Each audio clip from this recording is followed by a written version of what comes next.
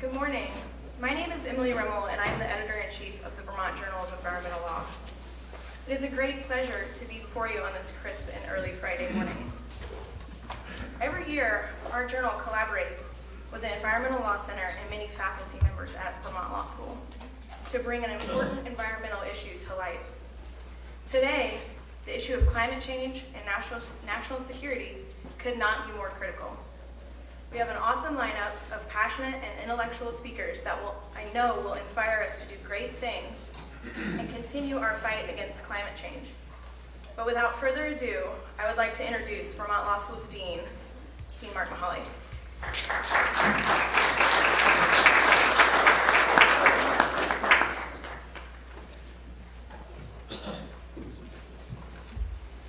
Welcome, everybody, and for those of you who are coming into the state, welcome to our balmy fall.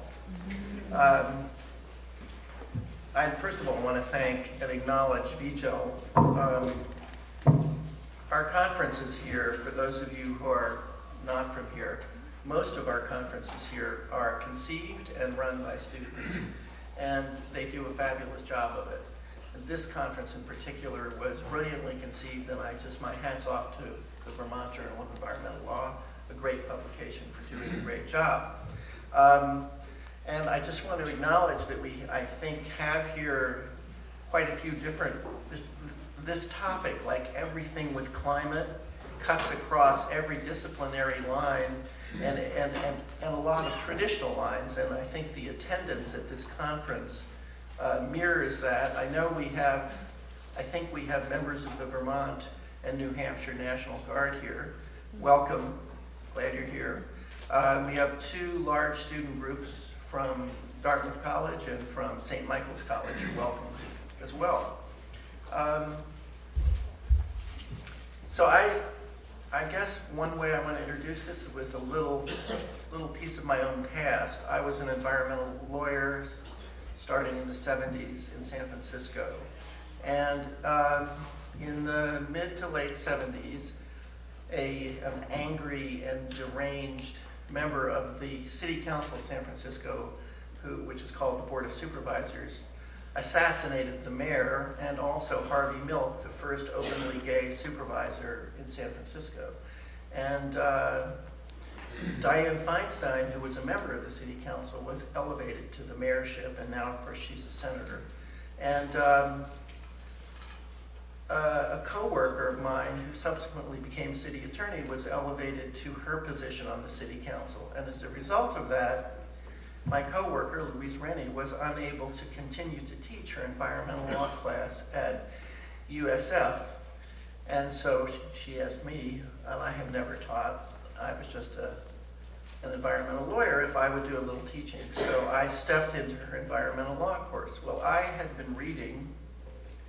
been a reader of Scientific American ever since I was a kid, and I've been reading in Scientific American about this odd phenomenon that, this was in 1976 or whatever, that measurements indicated increasing levels of CO2 and that the Earth was warming. And so I put this into my course. We had a section on climate change and asked the question of my students, what we were going to do about this and what the effect would be. So here we are 3.5 decades later. And I'm not going to, I don't think today is not a day to kick ourselves for what we might have done in the last 3.5 decades. But I think it's really an interesting, this conference is a perfect illustration of one difference between the discussion back in the 70s, which was, is it happening, and what does it mean, to now, exactly, what does it mean? Precisely, what does it mean? And what are we going to do about it? And I think this conference, by focusing in on national security, rather than just sort of another conference on climate change, but focusing on national security, is doing an enormous service to our own ability to combat climate change, adjust to climate change, and deal with the enormous effects of climate change. So without further ado, I want to turn the podium over to Steve Dicus. Professor Dicus is Well, first of all, he's a real example of, I guess, what's happened to a good number of us, which is that at one point in his career, he became interested in a subject which was a little different than the subject he thought that he was going to spend the rest of his life studying. Steve was a preeminent water lawyer, expert, and member of the faculty. And in the mid-90s, was it, Steve? Very early 90s, earlier, before that, got interested in, well, the environment and the military. And one thing led to another, and he has become an internationally recognized authority on national security law.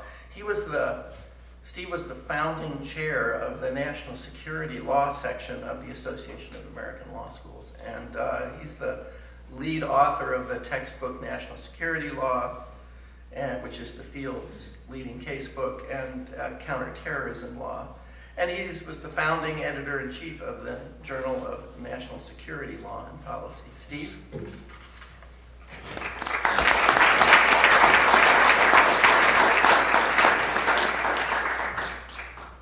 Thank you, Mark. Good morning, everybody, and welcome to Vermont Law School. Part of what lawyers and environmental policymakers do is help their clients plan for the future, to help them make decisions now about how to achieve their goals more efficiently and how to stay out of trouble in the process. They also help their clients get out of trouble when their plans go awry. Today's program is mostly about how we address climate change. Our client, in this case, is ourselves. It's also the population of the entire planet and the planet itself. Part of planning is to count the costs of what we're doing or what we want to do. One of the rarely discussed costs of global warming is its effect in making the world even more violent than it already is. We'll pay this cost in the currency of uncertainty, domestic strife, terrorism, and war.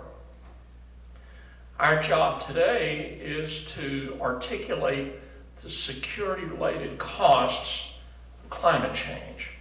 If we know in advance what the bill is going to be, we might be able to adjust our plans to reduce the cost, or maybe we can arrange to pay them in a different currency. Environmental lawyers and policymakers do this kind of planning all the time. The person in charge of preparing these people these students to do this important job at Vermont Law School is Melissa Scanlon, the director of the Environmental Law program at Vermont Law School. Melissa.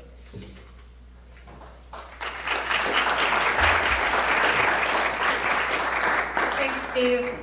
I feel like we're opening those Russian dolls, and I'm getting to the final one. So I have the honor of introducing the keynote speaker, John Steinbruner.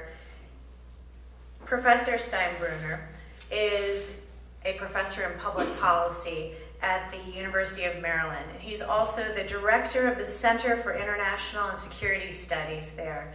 And his work, perhaps not surprisingly, focuses on international security and the problems related to that with international policy. He has had an extremely distinguished career in public policy. Prior to joining the faculty at the University of Maryland, he was the director of foreign policy studies at the Brookings Institute for almost 20 years. And prior to that, he was a professor at a number of institutions, including Yale, Harvard, and MIT. We are very, very privileged to have him here with us today to speak about the security implications of climate change. So please join me in welcoming him.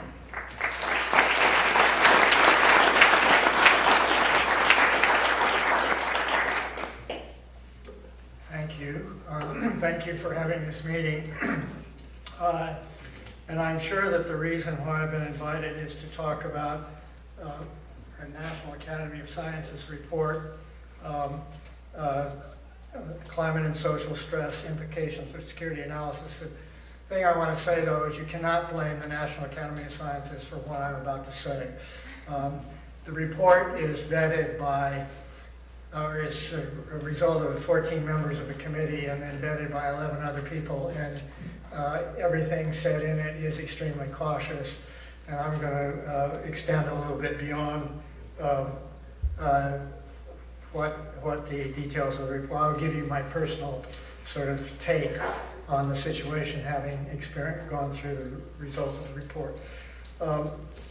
If you're in Washington and dealing with climate issues, you hear a lot about uncertainty. And indeed, there are a lot of uncertainties associated. But let me begin with things that are not at all uncertain. The main determinants of anthropogenic thermal impulse are known with confidence. So we know these things as well as we know anything.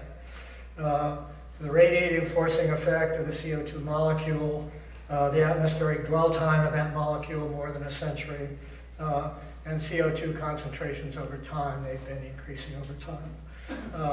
The rate of change at the moment of CO2 concentration and resulting radiative forcing is currently 10 times greater than at any point in the last 400,000 years that we can measure with some certainty. We have annual data from the Vostok ice cores, 10 times greater than that entire time. And if you go back to the point at which temperature on Earth was recently the greatest, the rate is 20,000 times greater than the process that generated that thermal peak. Admittedly, that went on over a long period of time, but all of which is to say we are exceeding the speed limit. We are outside the bounds of the entire paleoclimate record in terms of the rate at which we even change. I won't dwell on this because I don't have a lot of time, but I'll leave you with these slides. This is a chart showing the entire paleoclimate record, and I will refer to it. Oops.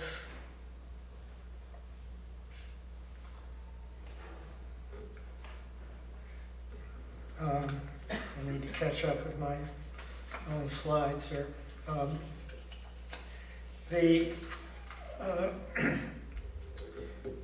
The current sea levels,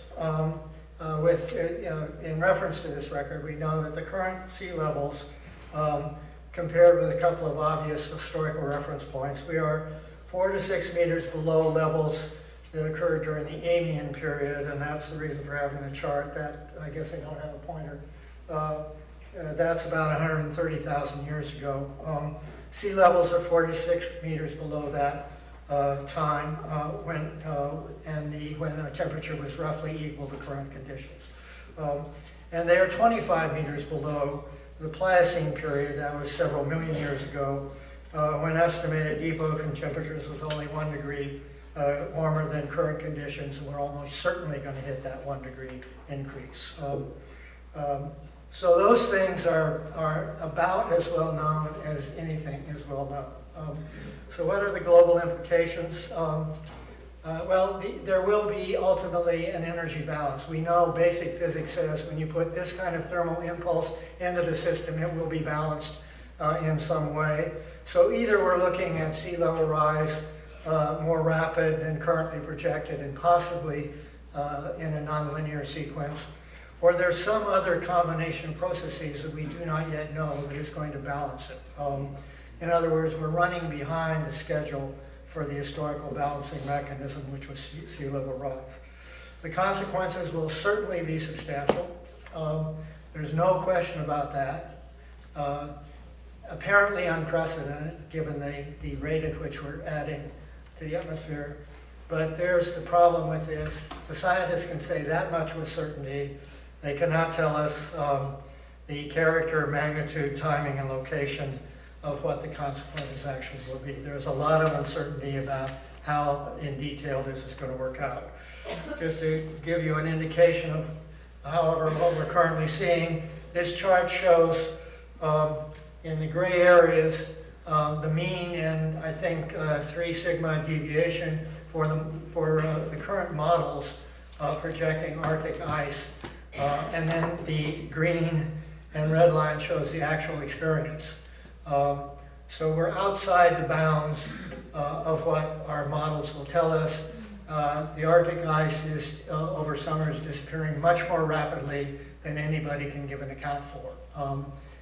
And that's a pretty stark warning about the consequences of where we are. Decisive mitigation of the thermal impulse is technically feasible. We can, in principle, hold global warming to a prudent standard that would, if you will, presumably preserve the operating conditions of human societies as we currently know it. But we're not remotely doing that. It'll take several decades to accomplish that, and we are not on that path. And therefore, we have to anticipate, when you get to the security issues, extraordinary severe burdens of adaptation occurring with increasing frequency over the next 3 decades. And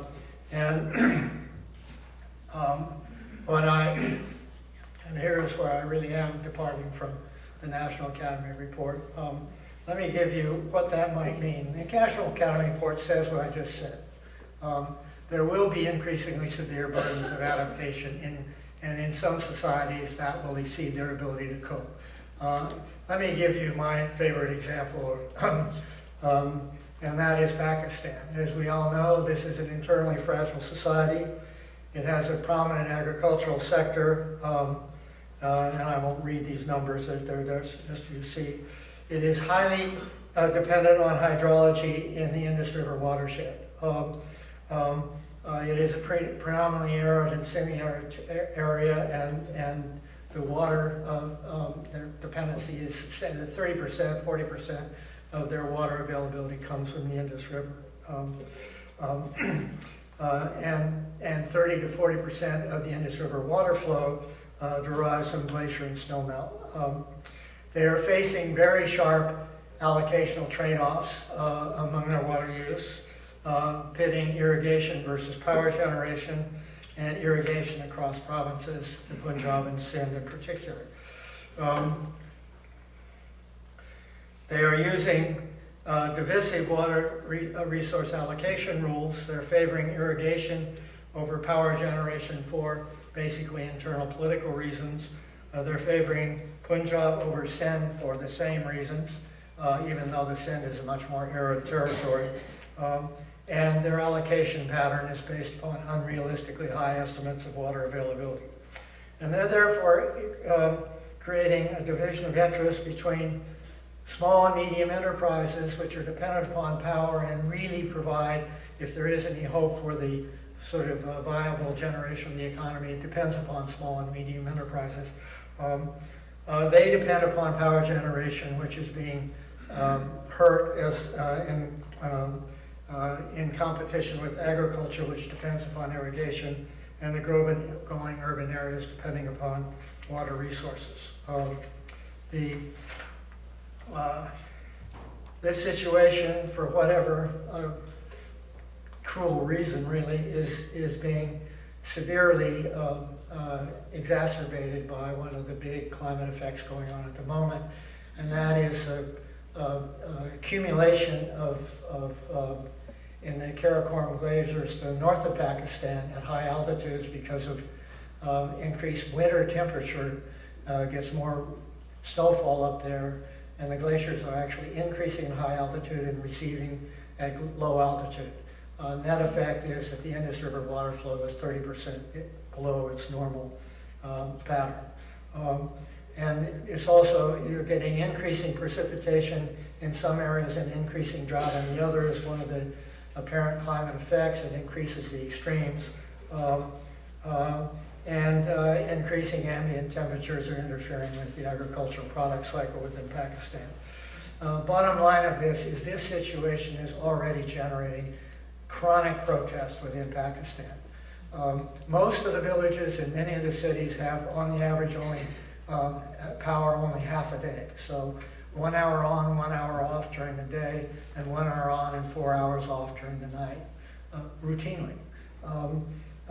That is generating daily, or certainly many times a week, protest riots in the city. And the Taliban has discovered that the one thing less popular than the United States are the power stations. And so they are beginning to organize against all of which is to say we're already seeing very severe internal pressure within Pakistan. And I don't have to tell you that Pakistan is an area of major concern. What are the global, then, security implications of this situation?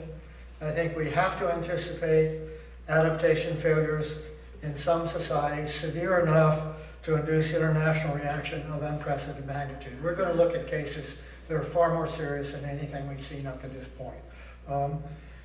In addition, globally, we're going to have to prepare to manage what I will call geoengineering contingencies, because some societies subject to severe immediate climate effect are going to be tempted to fiddle with the global temperature, and that unfortunately is technically possible to do. And then eventually we're going to have to, I think, anticipate a truly compelling mitigation effort, and all these things have security implications. So again, deriving from the Academy report and being maybe a little bit more venturesome about its implications, let me suggest some immediate practical steps that really are quite urgent. First of all, we need to develop a global monitoring system worthy of the problem. We are not watching social and environmental dynamics in high resolution the way we could and the way we will need to be if we're going to be able to anticipate where the trouble comes. Pakistan is a very good example of where to look. Egypt is another, and I'll talk later about Syria, but they're not exclusive. There are lots of parts of the world where trouble could occur, and we're not watching with the kind of resolution that we need to. That would have to be a global process. We would have to establish a continuously managed database prioritized for climate and social indicators, and we would have to learn how to do stress testing for areas of the world that are all of this is way far from the current state of the art. We also, I believe, will have to establish protocols for vetting solar radiation management, field trials, and ultimate approval of any solar radiation operation.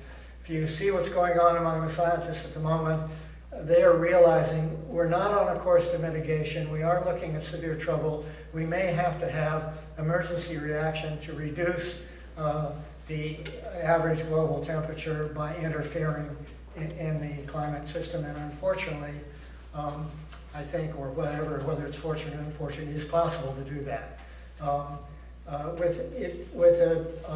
Putting sulfate aerosols into the atmosphere at a cost of something like $8 to $10 billion per year, we could reduce average sulfurous temperature by 5 degrees centigrade per year. So we could offset the global, it wouldn't change the underlying global warming effect, it would simply offset it.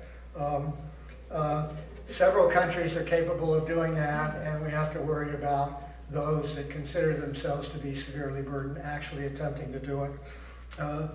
I think that's the equivalent of heroin addiction, really, if you do not accompany it with a mitigation effort.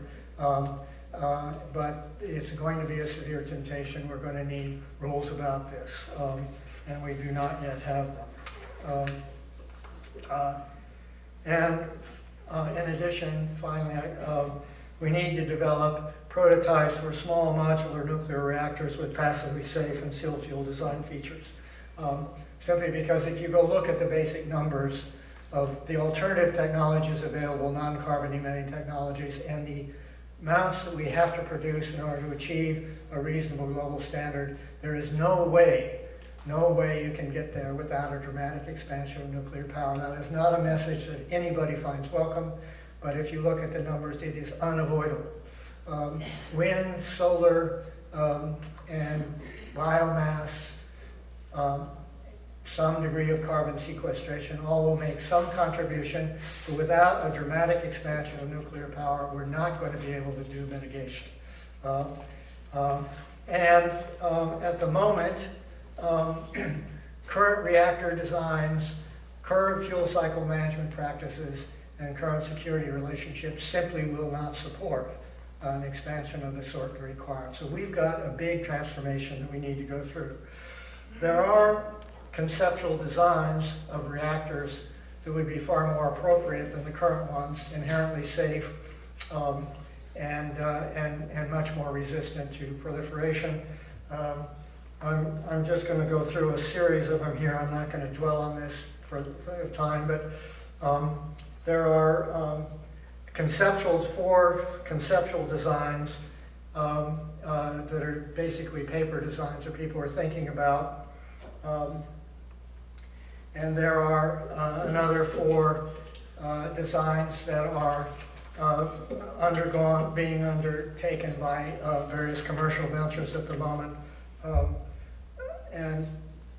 But if you go through these figures, and I won't drag you through these figures, what you notice is that none of them have all the properties that we need. You need a sealed fuel feature such that in providing sort of a large number of reactors, we do not spread access to nuclear fuel and ultimately nuclear explosive isotopes. You want to concentrate that. And the way to do that is to imagine reactors that are manufactured in a central location, sent out, plugged in, and brought back with no access to the fuel in between. So you need the sealed fuel feature, and that sealed fuel feature has to last between 20 and 40 years for this concept to work. None of these prototypes yet have that feature, but you definitely can create small reactors that have that feature.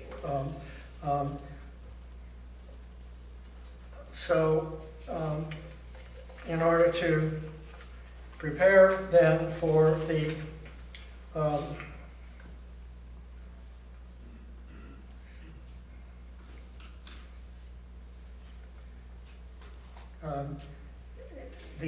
one of the steps we're arguing is that we need an investment program to develop a couple of prototype reactor designs to the point that we could actually use them. That would probably take about 10 years. It would probably take about $1 billion over 10 years. That's small change compared with the magnitude of this problem, but nobody is currently making those investments. So we're not yet even creating the technical design that we know we're going to need.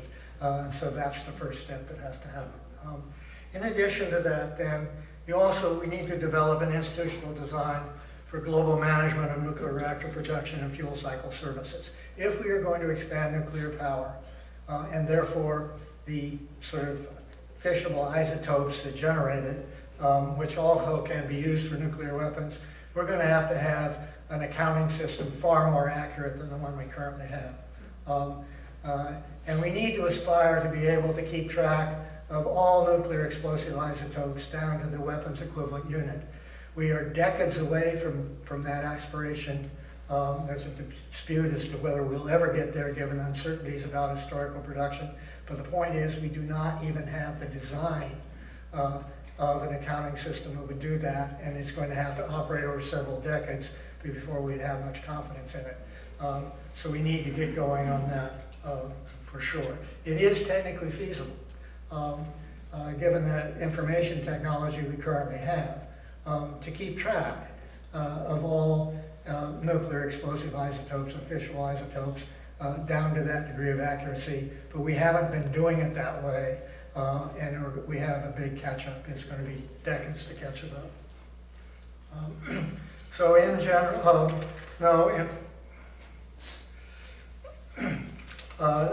We also, I think, then should realize that we have to prepare for the transformation of security relationships, current security relationships among the US, the EU, Russia, China, and India at a minimum. Those are the key players in the global warming problem.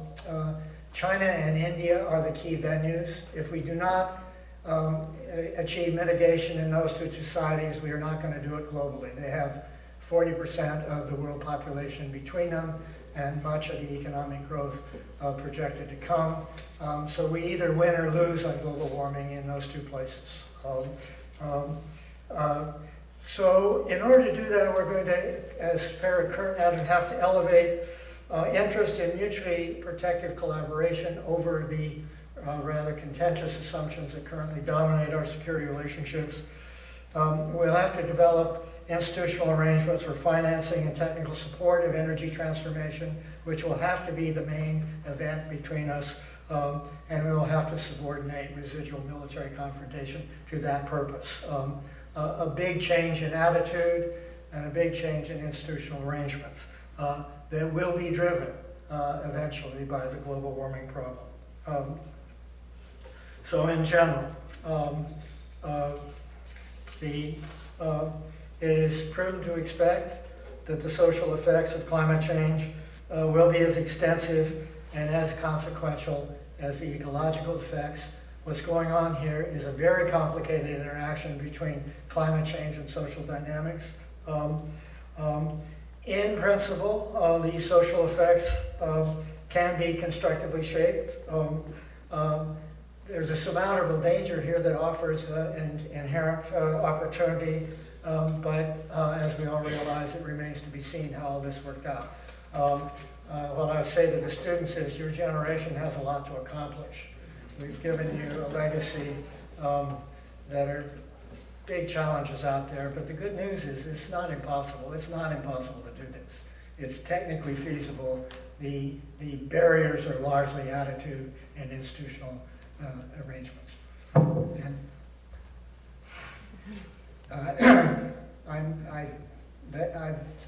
I think I'm under time, right? So there's time for question and reaction. Usually, somewhere along the line, those comments do provoke a reaction of some sort, although I suspect that we do not have the climate deniers here, which is the people you always hear from first in Washington when you talk about this. Thank you.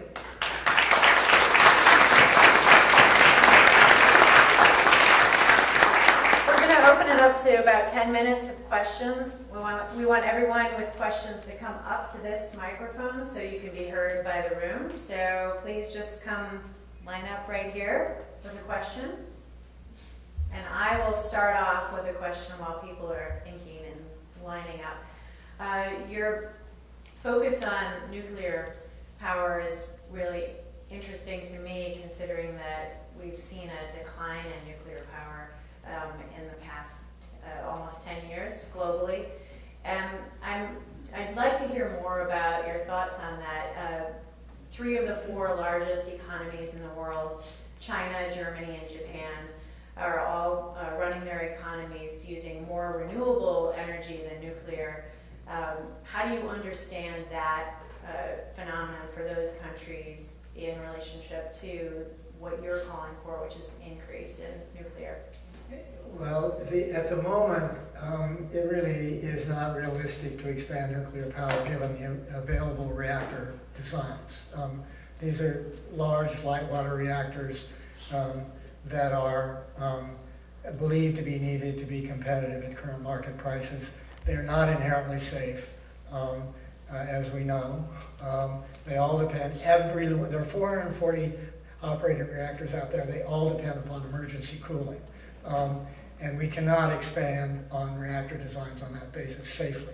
And again, the fuel cycle support for that is distributed across many different national, French like to believe that they own it all, but in fact there are a lot of different services. And that creates inherent proliferation risks. So the first step in expanding nuclear power, we're a decade away from being able to do it. Because you have to develop these prototype designs. And hub and spoke concept of how to actually organize this. There are two producers of wide-body aircraft in the world, just two.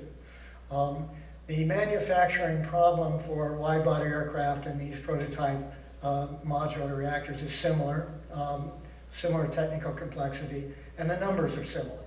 So what we can anticipate is that eventually we're going to have to do this in something like 2 manufacturing sites, both of them managed by international consortia, to concentrate the fuel cycle in those sites, take the reactors out into service areas. They would be monitored and probably actually managed from the central location. And that is a much safer and much more appropriate configuration for expanding nuclear power. It is not available at the moment. So of course people now doing planning are not thinking about this.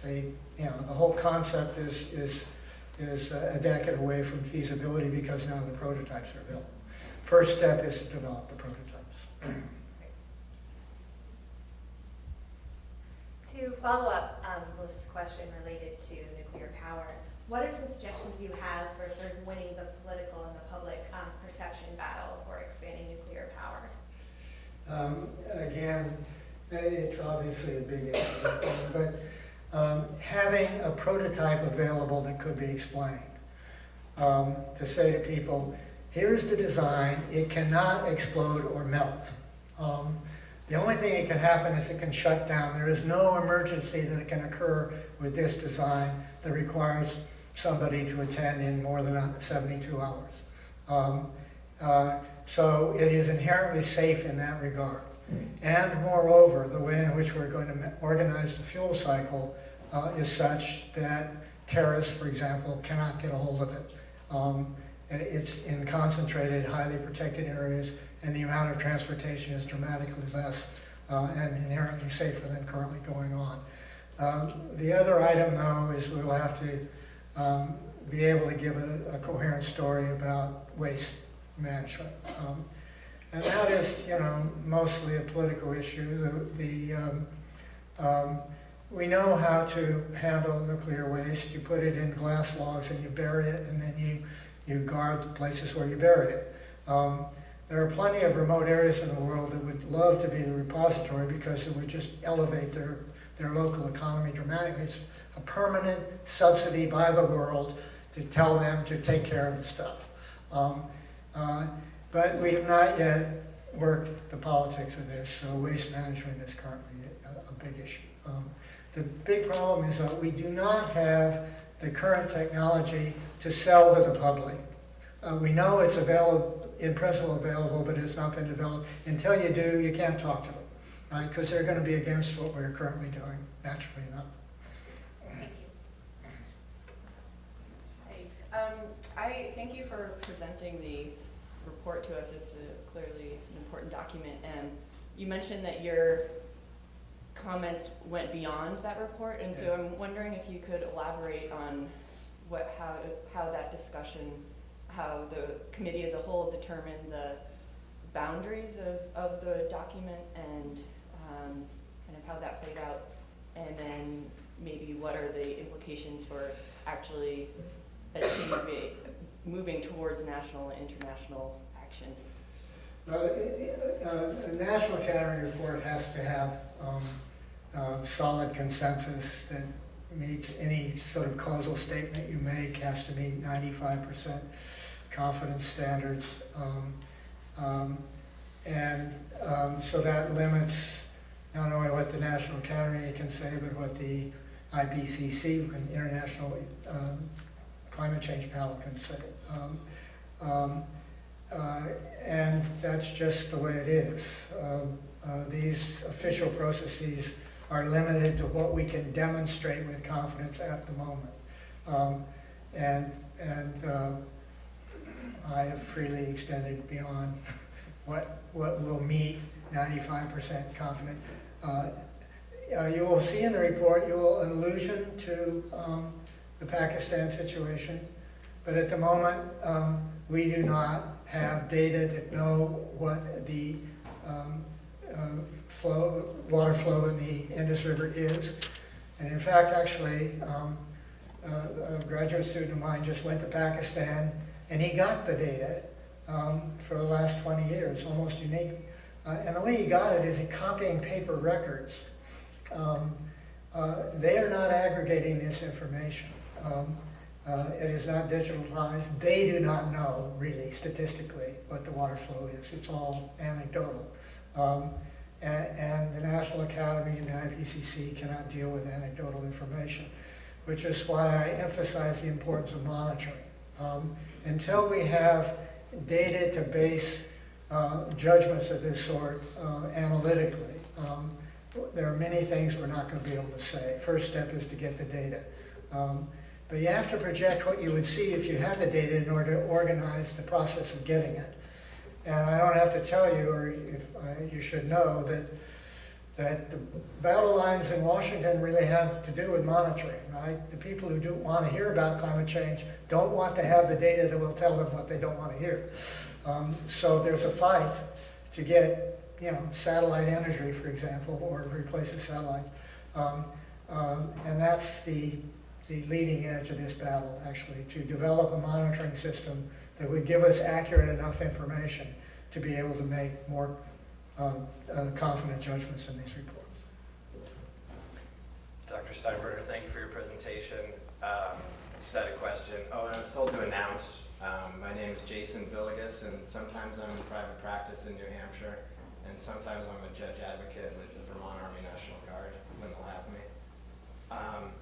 So if you click back a couple slides, sir, let's see, right there, I'm sorry, go forward one. So you have as a bullet point there, subordinate military confrontation.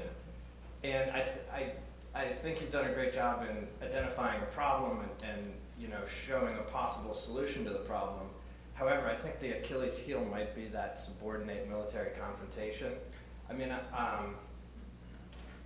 world peace is a noble goal, but there's no precedent for it.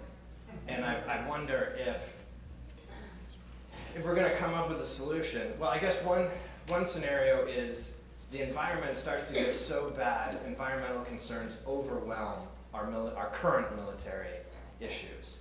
So there's this point of intersection between the two concerns. However, another scenario might be that the worsening climate exacerbates or aggravates military concerns. So I wonder if we might have to move towards a solution that does not rely on this degree of international cooperation. It might, NATO might be able to have a solution.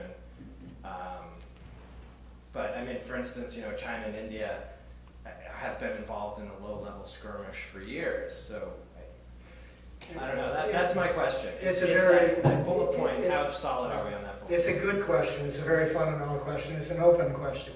Now, let me just make a comment about NATO. NATO is advertised as a sort of a defense against alleged Soviet threat. Okay, but what really, in addition, was a way of organizing the remilitarization of Germany in a way that all the West European governments could accept. And similarly in Asia with regard to Japan, our alliance relationships. We learned how to engage in elaborate, intimate operational collaboration with countries that we had been in very violent war with, not very often before. Okay, we know how to do that. In fact, you could argue that is the greatest skill of the U.S. military establishment. Not confronting people and setting battles, but schmoozing with them and providing operational reassurance that transforms the security relationship. We transform the security relationships in Western Europe through NATO. The biggest accomplishment of the Cold War argument. Okay, is there any fundamental reason why we could not do that with Russia and China? Is there any fundamental national security reason for confrontation that prevents us from exercising that very considerable skill? That's the core of the debate, okay? I say no, other people say yes, this is what your attitude's about Russia and China. But in the background, there is a very, very powerful incentive operating on everyone to get together on this. Because the transformation has to be global in character, and it has to occur primarily in India and China, and they do not have either the technology or the financing as yet in order to do that. I would argue that there is no contentious issue that outweighs that one. Yes, we have problems with Taiwan, and yes, India and China have problems in the various areas, but these are minor problems compared with the magnitude of the global warming threat. So over time, there's no reason to believe why we cannot take the accomplishment of NATO and globalize it. That is not, I know, conventional wisdom at the moment, but that's, I think, what I would argue. Good morning, Dr. Steinbruner. My name is Dave Farnsworth. I'm an associate with the Regulatory Assistance Project and BLS alum.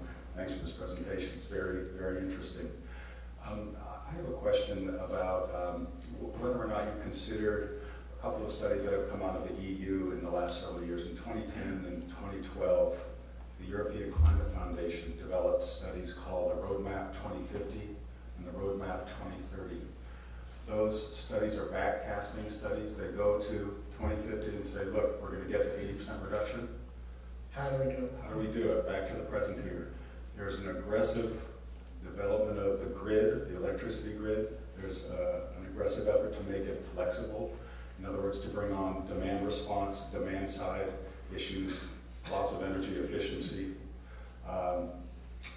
There's extreme penetration of renewable resources. So what you're doing is developing a grid from Spain all the way up to the North Sea that can accommodate the solar in Spain when that's cooking, or the wind in the North Sea and everything in between. The assumptions are that the cost is not going to be any different than their assumptions about business as usual, nor is there a huge plug of any specific technology. In this case, I'm thinking of nuclear power, to reach these solutions. In fact, the large stakeholder process that undergirded these two studies involved the electricity companies across Europe, power suppliers, transmission suppliers, and the only member of those coalitions that put this together, excuse me, was Électricité de France, which relies heavily on nuclear power. So anyway, there's a solution. You don't have to invent anything new. You don't have to rely on nuclear power, but you have to develop your grid and make it much more flexible and electrify the building sector and the light transportation sector. I wonder if any of those lessons are applicable to the problem you're trying to solve. They are all applicable. There's a combination of efficiency gain there.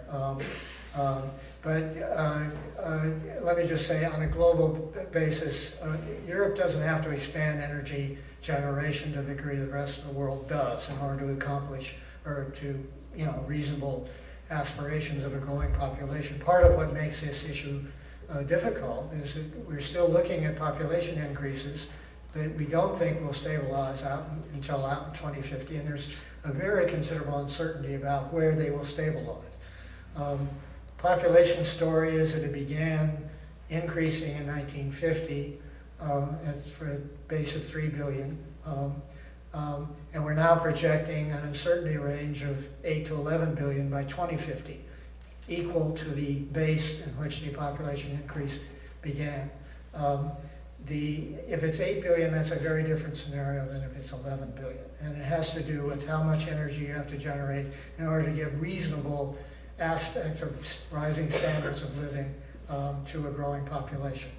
All of which is to say, outside of Europe, where we're looking at growing populations, the numbers get bigger. And that if you do those numbers globally, you cannot get to global mitigation standards plausibly, I would argue, without including nuclear power. And yes, indeed, the grid development is part of the story. One of the things about small reactors is that they put much less burden on the grid. And that is a major economic incentive in their behalf. All of which is say, the story you tell is part of the story, a very important part of the story. But it doesn't get you there globally all by itself. That's to a mitigation standard. Could we agree that doing it cost effectively is probably one of the principles to keep in mind as you go forward? Absolutely, yes. It has to be done cost effectively. Unfortunately, it's a little difficult to see how we get there by projecting current market trends with as much cost-effective increase as you want to believe. It looks like there's going to have to be in somehow the equivalent of a carbon price imposed globally to make the market work. We're not going to get there with the current implicit market carbon price. Not even Europe will get there with that. Good morning, Dr. Steinbruner. My name is Felicity Lodge. I work with Village Industrial Power doing off-grid power systems for developing countries. My question is hopefully straightforward. You talked about an emergency use of sulfate aerosol, and I was wondering how it gets deployed. Has it ever been used? And what's the mechanism for? Well, the natural mechanism are volcanoes. They do this periodically, and that's the reason why we know that it would work. What would be done is you would fly aircraft into the stratosphere and sort of, and it's very high leverage. Very high leverage. A single sulfate molecule offsets the global warming effect of something like 200 or 300,000 CO2 molecules. I don't know why nature is rigged this way, but that's the way it is. Just as it's completely arbitrary, as far as anyone knows, for the U-235 isotope to have an average of 2.4 neutrons per fission, right? If that were 1, we would never have any explosive use, right? No reason why it's 2.4, that's the way it is. And so I don't know why we have this leverage, but that's the way it is, and that there is a danger that people will use it. It is destined to be highly contentious because you have global effects that vary across region. There'll be big winners and losers for somebody doing that. It screams for better rules than we currently have, and we don't have the rules. Thank you. Okay, that's it for the keynote section. We're going to take a 5-minute break and start in at 1:45 for the first panel. Thank you.